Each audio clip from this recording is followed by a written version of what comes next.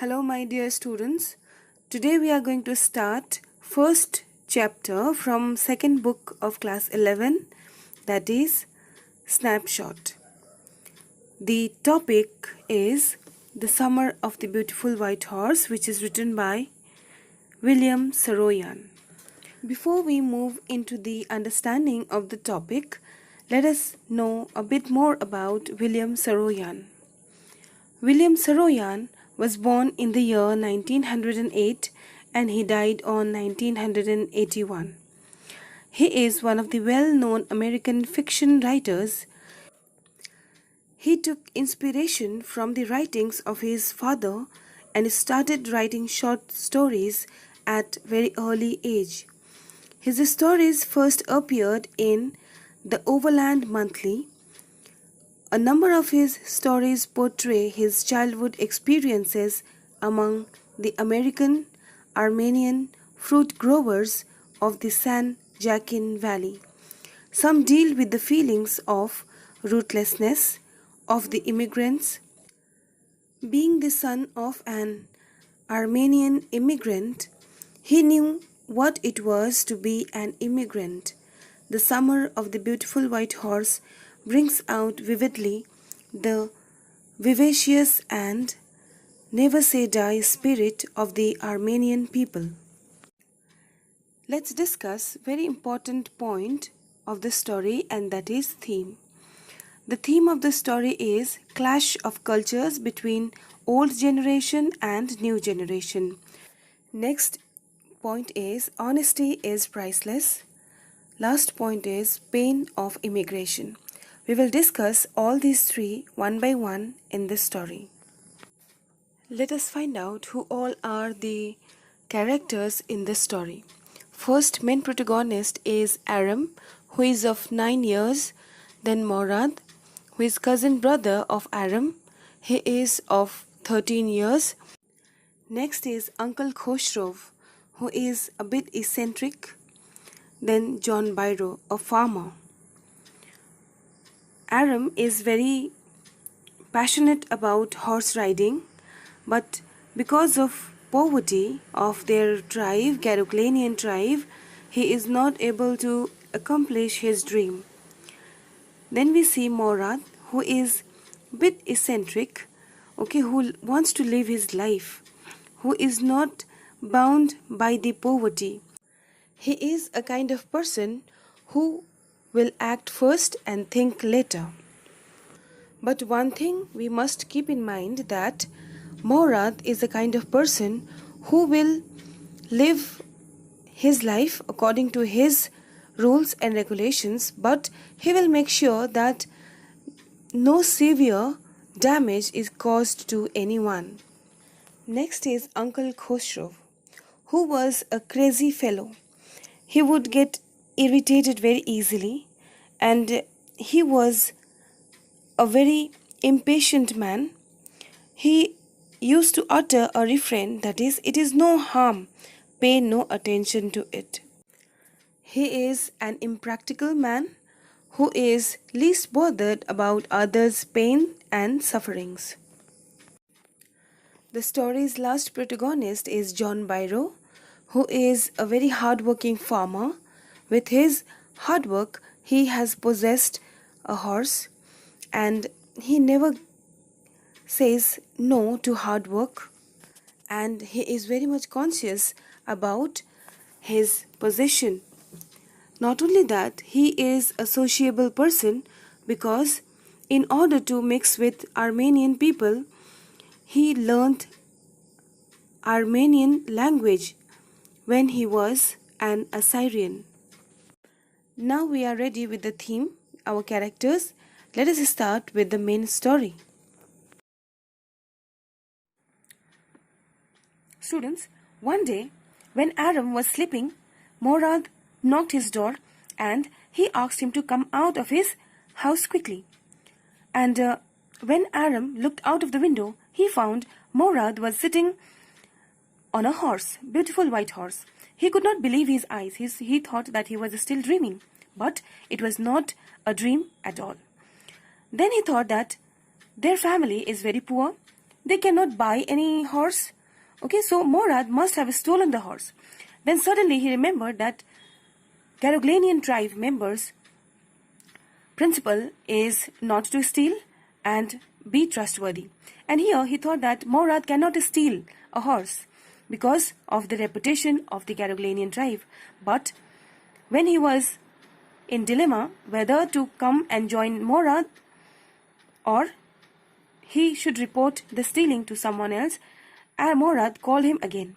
Then, forgetting everything, Aram joined Murad, and while they were riding, he understood that Murad had stolen the horse for pleasure ride. But they did not intend to sell it to anyone. Therefore, it was not a crime for those two little innocent boys. They viewed it as if it is not a theft, because their intention is to give it back.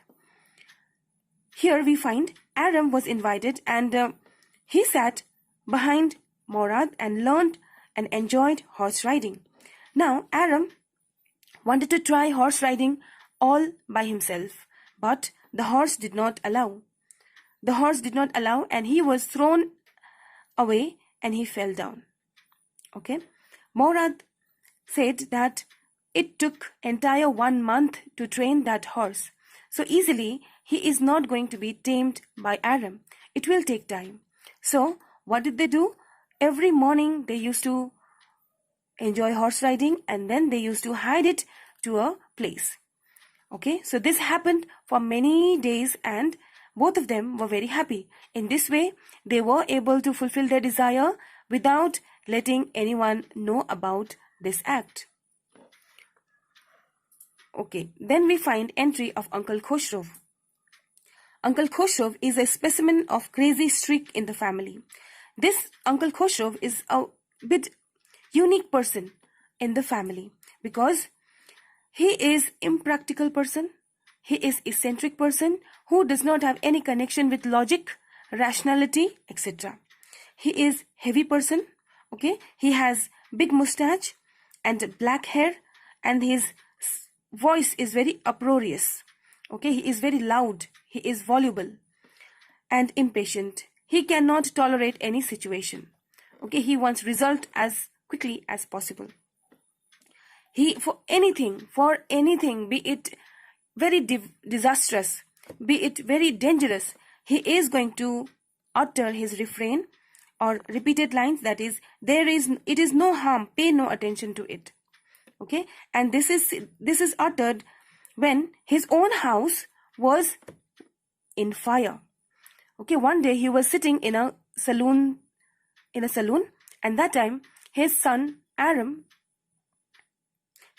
Arak came to inform him that his house is on fire, but he said, it is no harm, pay no attention to it. So by this we can find out what kind of person was Uncle Koshov. Let's move ahead. Then we find John Byros, an Assyrian farmer, the owner of the stolen horse. John Byros is very hardworking farmer, and he is a Syrian farmer. Okay, and rest of the members of that Armenia country were Armenian. They spoke in their Armenian language. Therefore, he was not able to communicate with anyone. Therefore, he learned Armenian and was sociable. He was able to communicate with other members now. He came to Koshov to tell about his life without horse. John Byros needed that stolen horse badly because that was his lifeline. With that horse, he was able to transport his harvested item from village to cities, and for that particular horse, he had given $60. Not only that, he was not able to walk because his legs ached a lot. So because of these three reasons, he wanted his white horse back. But he did not know since 1 month who had stolen it. Another point of doubting was that entire family was from Garoglanian tribe, and nobody thought about stealing anyone else's things. So how come this thievery occurred in that place? This was a big question in the mind of John Byros. What happens? Let's move ahead. When he talks about his grievances to Uncle Khoshov, he snubs him for his worries and anxious about the horse. According to Uncle Koshov, they have lost everything when they migrated from USSR to Armenia, when another country, separate nation was made. And when somebody has lost a horse, it was not a big deal according to Uncle Khoshov. This shows that he was not able to understand others' pain. But Adam's mother says that he is a very soft-hearted person, but because they migrated to their country from their ancestral place, therefore he is a bit homesick. That is why he is full of worries and anxieties. Now then we see Adam's meeting with Murad.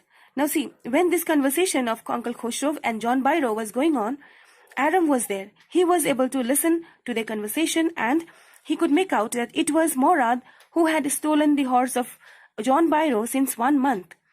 And Adam wanted to report it to Murad. Adam ran towards Murad and he found Murad was tending the broken wing of a bird. This shows Murad was animal lover. He loved horse and then he loved bird as well. He was nursing this bird. Okay. He told Murad about John Byros' visit. He told that John Byros had come to their parlor and there was conversation between John Byros and Uncle Koshov. They talked about beautiful white horse, but he should not give that horse back to the right owner. Here we find that little boy had become so much attracted by that horse on which he was riding every morning with his brother. He wanted to give it back. Okay, he wanted to give it back, of course, but first he wanted to learn how to ride it. That is why he stopped him from giving back this horse. This Adam was the one who talked about morality when he saw Murad with the horse, but now his mindset has been changed. This shows that children's mind is fluctuating. Their encounter with John Byros. In the story, we find every day Murad and Adam used to ride and they used to hide the horse in Fedvazian's deserted farm, where eatables for horses were kept, and it was isolated place because of which it was very safe for them. One day, when they were returning from early morning rides, they encountered John Byros. Both the boys came across John Byros one day. John Byros studied the horse. He inspected its teeth. John Byros knew that it was his horse. Okay, it was his horse which was stolen by somebody since a month. Now John Byros was able to think, he was able to understand that this was his horse, but because of the boy's reputation, he was not able to charge them. Okay, and there was slight confusion in his mind that this horse might be duplicate of his own horse. After that, he went back. Now both of them, they felt that the horse should be given back because one by one, the news will spread to entire village. Therefore, they might be trapped if John Byros will tell it to their family members as well. So finally, it was decided that Murad and Adam will give this back to John Byros. And John Byros will also be happy with that because he has lots of trouble to face because he is without horse. Because of the reputation of these boys, he concluded that the horse must be the twin of his stolen horse. He was left somewhat puzzled. Both of them, they decided to return the horse. Murad took the horse to John Byros' barn. He tied the horse secretly and came back. Next morning, John Byros found the horse. He felt overjoyed. He came to share the good news with the Garaglanian family. He found the horse stronger and better than before. This shows that Murad and Adam had taken utter care of the horse. It was not only for their selfish desire they had kept the horse, but they had taken utter care of the same. Therefore, the horse was well tamed now, well behaved and stronger as well. So, this is how the problem of John Byros was solved. And when we analyze this story, we find The Summer of a Beautiful White Horse is a story about the adventure of two boys who define the sense of morality in their own innocent way.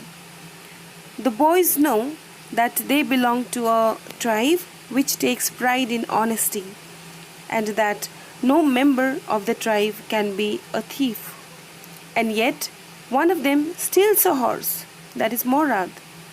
They use the horse to satisfy their urge for pleasure rides. They refuse to view their act as a stealing, as they are not going to sell the horse but to return it to its right owner at their pleasure, maybe even after a year.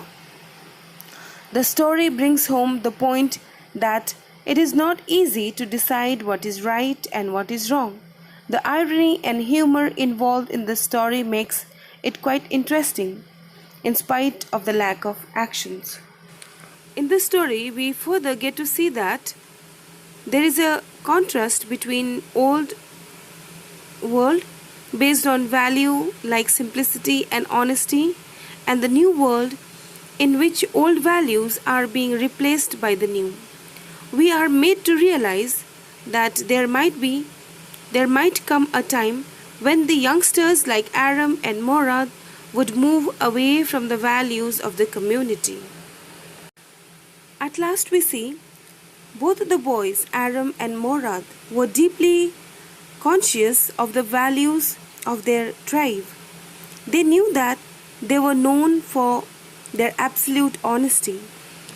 They continued to ride the stolen horse. They did not think it to be an act of stealing, as they wanted to return it. When Aram asked Murad to keep the horse till he learned to ride it properly, Murad lost his temper. He said that they could not keep the horse with them for long. He said that no members of the Garoglanian family would steal. He asserted the horse must go back to its true owner. This shows that Murad was very passionate about horse riding, and that passion was fulfilled, and now it was time to give back the horse to the right owner. Therefore, it shows that however deviated they are from the forefathers, but eventually they are ingrained into the old values and old system. By this we have completed the story. If you all have any questions, you can ask me. We will meet in our next video. Till then, take care. Bye bye.